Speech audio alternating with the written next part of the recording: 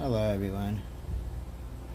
In this video I'm going to discuss a little bit about the trolling toll that it takes on everybody. Internet trolling can take a serious toll on people. Reading negative comments about yourself can make you feel awful, hopeless, powerless, vulnerable, overwhelmed, humiliated, and worthless. This mean-spirited behavior can have devastating consequences on mental health. Being the target of trolls has been associated with increases in depression, low self-esteem, trouble sleeping, self-harm, and upping your self-thoughts and behaviors. A 2017 study in personality and individual differences found that cyber trolls tend to have high levels of psychopathy and sadism in combination with low levels of empathy.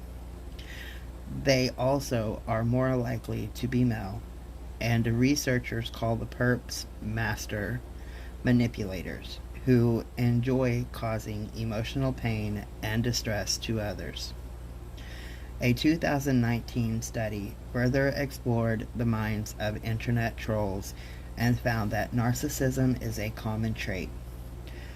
A 2021 study focused on Facebook points to what's known as the dark tetrad personality factors: narcissism, Machiavellianism. Yeah, I'm never going to say that word right. Just so you know, I'm never going to get that word out right. And sadism as indicators of greater trolling behavior. What brain imaging reveals about internet trolling. Many of these psychological traits are associated with abnormal brain activity. Psychopathy, considered a neuropsychiatric condition. Psychopathy is associated with callousness, lack of empathy, impaired behavioral control, and in some cases, criminal behavior. A person with psychopathic tendencies may be diagnosed with antisocial personality disorder, a condition that is characterized by routinely exploiting, manipulating, and taking advantage of others. Neuroimaging studies have shown that personality disorders are associated with structural and functional abnormalities in the brain. Sadism. A sadist, by definition, is someone who derives pleasure from inflicting pain on others or from humiliating people. Neuroscience shows that sadists enjoy feeling others' pain and watching them suffer. A functional brain imaging study in Archives of General Psychiatric on sexual sadism shows heightened activation in the frontotemporal region of the brain while sadists observe pain. Low empathy. Empathy is the ability to feel other people's feelings. It's what helps guide us in our words and actions to avoid hurting other people.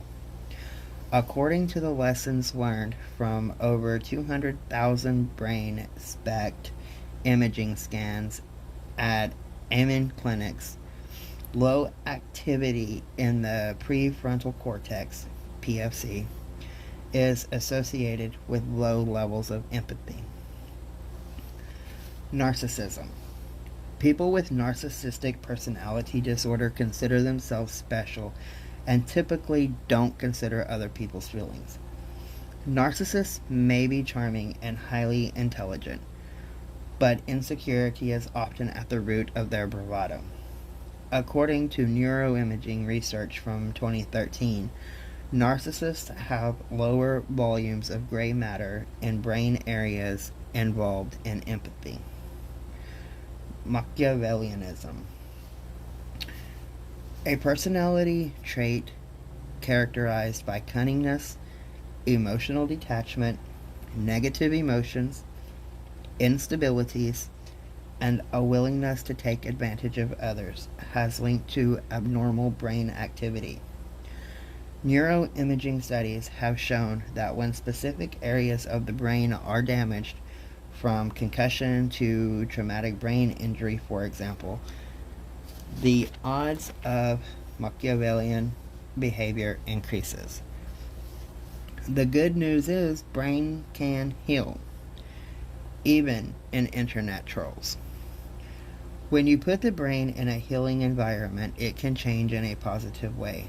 That leads to more appropriate behavior and healthier interactions with others. Now, that doesn't mean they're going to want to heal their brain. 6 ways to cope with internet trolls.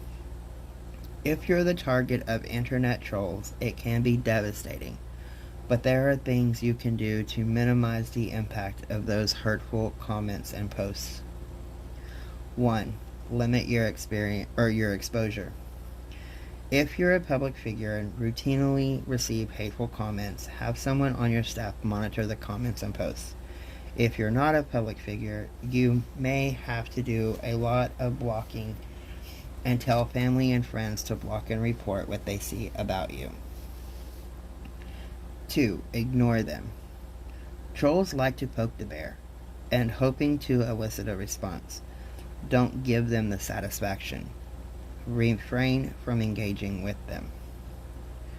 3. Reply with facts. Just the facts. If trolls are spreading falsehoods about you, simply correct the inaccuracies without engaging in any sort of personal attack. 4. Block them. When things go too far and trolls threaten you or your loved ones, don't hesitate to block them from your site or profile. 5. Lean on your positive support system. Focus your attention on creating a community of family, friends, and followers who support you. When trolls try to drag you down, your support system can lift you back up. Remember, the true ones will not believe the lies that are told about you. 6. Practice mental hygiene. The concept of mental hygiene is just as important as washing your hands. When nasty comments or negative thoughts start rolling around in your mind, challenge those thoughts. With practice, you can learn to develop healthy, rational thinking that helps you cope with these online trolls.